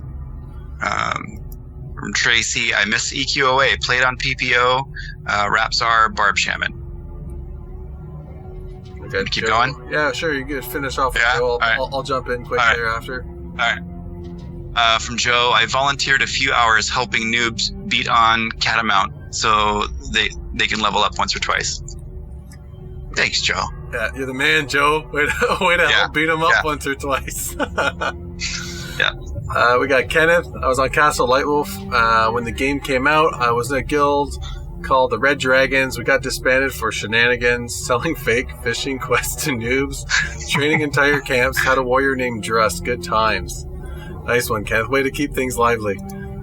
Here's Devin. Not really an email-worthy story, but I was pretty young when I first bought it, and I had no idea how to play, or that I could look up stuff on the internet for help. My real-life friend started in Hallis, and I started in Teth. I spent like 90% of my time trying to make it to Hallis to be with them. All I had to guide me was a paper map that came with the game. I never made it. I never found out if there was an easier way to get there by walking around almost the entire map. Luckily, he eventually started another character, so we just played together. It was a lot of fun. But most of my memories are just exploring, slowly trying to get closer to my destination. And that's so true. We spoke about that earlier. The exploration and traveling in this game it was so fun. Yeah, because like in new games, it seems like over every hill there's something for you to do. There's some giant activity for you to do. All you got to do is, run 50 feet in each direction with a lot of games. But in EQOA, it felt like the wild, wild west. You could run a long ways and you'd see wildlife and natural surroundings, but not necessarily run into something right away. And it gave you this sense of adventure. Traveling, I think, was important. It was vast and a big part of why we love it, I think. Yeah, no, some of us anyway. So we had a lot more comments, and I'll get to these comments probably in the next episode. We'll just carry them over. We got, and it's not a bad thing. I love having all this material. It's just we would be on here for another 30 minutes, so we're going to go straight into the FB question that we had on our LFG page was, which zone or zones had your favorite music? Do you want to go ahead and read some of that, John? I'm lost in the thing here. It's further down, so we'll start with Andrew. Oh, here we go. Yeah, go ahead. Here we go. Andrew. I see it. I personally love the song of the halflings on Making a Tune page. So I guess in the creation menu, like the halfling music. Yep. We got Andrew says Hollis all day, and I'm going to have to agree. It was easily the best music in the game, and there's no debate on that. Then we got John here says Nariak. Nariak did have good music too, but I might be partial to that because I did play a lot of Dark Elves as well. Joshua says, hate to say it as an evil Freeport Shadow Knight, but Hollis' theme was unmatched. Yep, that's absolutely true. Let's skip. I'm going to skip down a couple here. Then we have our good buddy Dustin. I hate game music. Yeah. I like that comment. I saw him say that in chat not that long ago as well. Yeah. So We love you, Dustin. But he does explain himself. He says, mostly because I went years not knowing how to turn it off in the save state and save it, but I hate it in the videos because you ever need to record a sound, you have the music with it. And he's like, plus he likes to hear the in-game sounds. He likes the environment more than he likes the actual music, which I can respect. The environment sounds are also important. It's the whole experience, the whole package. I get it. I wonder how many people turned the music off to just listen to the sounds and or played like music on a stereo or something outside. I think there was a lot of death metal being played over and all of the sound being turned down. Like for those like stupid Wereform grinds, I know I definitely turned on music with my buddy Mac. Like we had to have something going to sort of just drive us through that monotonous long grind. But yeah. Anyways, keep going. Keep on cruising here. Yeah. We got we got another vote for Hollis and one for Mordhim here, and then we got Cody says Teflon for sure is his favorite. I don't remember what the music was in Teflon actually. But you were a ranger, right? So you're wasn't that you? You're elf ranger. Yeah. So that was like your hometown. I was a smart hunter. Smart hunter. That's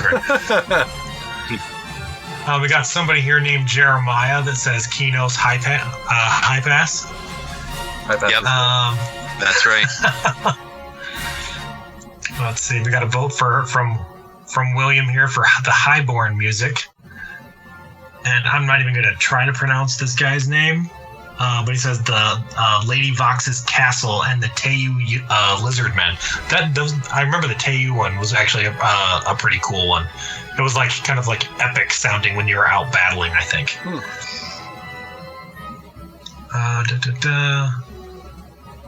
And so here's Eric says, I admit it. I couldn't stand the sound. Every grind being 4+ hours, I muted the TV, turned on the radio. There's our guy. Yeah. Thanks, Eric. Then we got Glenn also says Teth. I believe he's a good buddy of yours. Yeah. Chris. Character is Dynasty. And then we have here's one, Theron Productions. I played with Theron. So I remember him, and he says that he agrees with me, Hollis, for sure. We got Chris says, I played mostly with the sound off so I could focus on tanking, or I'd listen to my own stuff. And that gets us down to the end of the list there. That's right. That's nice job, John. Thank you, John. You're welcome. Went all the way through it. Between that and the tour, man. I'm gonna send you. I'm gonna get us through this podcast. It will eventually end. Yeah. Carry us on your back. Call you the carry. Well, this does bring us to the end. It's 11:05 p.m. Eastern. As I mentioned before, we had a bit of a rocky start with, for whatever reason, the audio not streaming through OBS, but we made it through. With the help of our handy stream chat, the chat has been wonderful tonight. I know before we even started, we only had the thumbnail background. Within 2 minutes, we had over 23 people watching, which is it's great. The more, the better. Yeah, thanks, chat. So thank you, chat. Thank you for looking out for us, letting us know when we're too loud, too low, and being on the spot to contribute. We're always watching. So, and I'm sorry if some of you couldn't get into the call today. Today was like a whole bunch of nostalgia catching up going on. pretty much like every kind of show. Yeah, like going it's on a reboot tangents. episode. It is sort of like a reboot episode. Yeah. It wasn't going to be perfect. I know I said we've been working on it for 4 years. I'm lying. I'm sorry. I know you probably We've thought been thinking about Canadians don't we've been lie, but thinking we do about say working on sorry it a for 4 lot. years. Yeah, we've been thinking about it. Besides kids and fur babies, we've been thinking about this episode. Yep. Once a month wouldn't be a bad thing, and depending on how this crazy COVID stuff's going, it's a possibility. That's a possibility for sure. It's nice to actually catch up to, with whether it be John or Jeremiah or any of the other guys, because it's really just like riding a bike, not in a weird sense, but like just talking to each other. It's like we haven't changed. We're still the same personalities, easy to talk to, easy to bounce ideas from, and it's always a joy to work with either of my following co-hosts. So thank you both of you for your contribution for this show and for showing up tonight too. That's also a blast. Thank you. Our pleasure. Yeah, I thought about bailing at the last second, but I said I'll throw you a bone. Yeah. You guys want to add anything in before we wrap things up? I'm going to give a quick shout to my guy, Fink, in the comments. A guy that I know in real life, and I just saw him in the comments say hi. So yeah, we've been good friends, and he's actually the reason that I ended up getting into this game. Aww. I'm going to throw out an additional shout out to John Greenway. I think that we should focus on him and his contributions in a future episode also. But thanks for all your hard work. He's paved the way for some people getting set up with getting into the game. So I would like to hear the story of John. It would be great to have him on next episode. Him and Dustin, and and Eric and Doug. Get all of them on. We'd be breaking Twitch numbers. We would be getting sponsors, and we just need these guys on here ASAP. So please send us an email, a Facebook message, a message in a bottle. I don't know. Can you think of anything else? That much brain power in one room. I don't know if we can handle it. I don't know if you could record that. Really. No, Tony would push everything overboard. It would just be like, goosh. We will be editing this episode and putting it up on our YouTube channel eventually, along with the others. So, yeah, don't expect this anytime soon, guys. It won't be tomorrow. Yeah, we still have lives, and it took us a while. 3 or 4 years tops. Yeah. It took us a while. It took us a month to pick this day. So just be patient. Just brag about it. Go into the LFG chat and say, hey guys, you should have been there and watched it live, like me. Yeah. Enjoyed the show, had a nice cold or hot beverage with a tasty snack, and tell them they missed out. We promise to have it up before EQOA's 20th anniversary. Dustin is bootlegging us right now. Oh, he recorded it. Yeah. Nice. I want royalties. If you're gonna sell us on DVD or VHS, I'm looking for royalties, man. Royalties. VHS. That's good. That's awesome. All right, so unless you guys have anything else to chime in on, I think that's it. No. So thank you, everyone. Thank you, chat. Thanks, guys. It's been very fun, gentlemen. And it's time for our beautiful outro video. Thanks, everyone. Peace out. All right. Bye, everybody.